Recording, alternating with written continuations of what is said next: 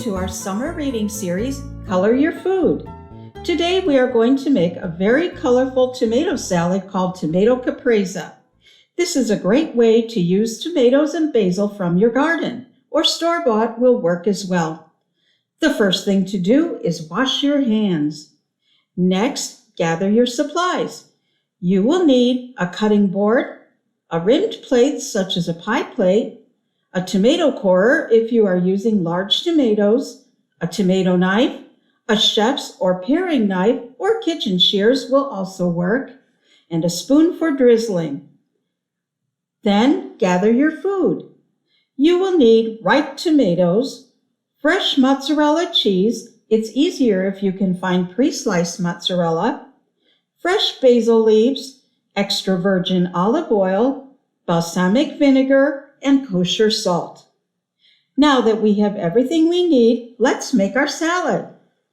First, wash your tomatoes.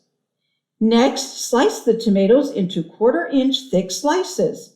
Then arrange the tomato slices and cheese, alternating each one.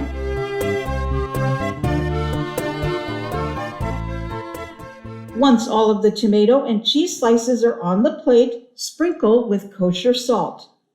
Drizzle the olive oil over each slice, then do the same with the balsamic vinegar. Finally, gather basil leaves and layer several on top of each other. Roll them into a tube, then slice or cut into thin strips. This is called chiffonade. Scatter the basil strips onto the tomatoes and cheese. You are now ready to serve your colorful tomato caprese. For more colorful recipes and gardening tips, check out the following books. Remember, you can add your time spent reading these books to your summer reading hours.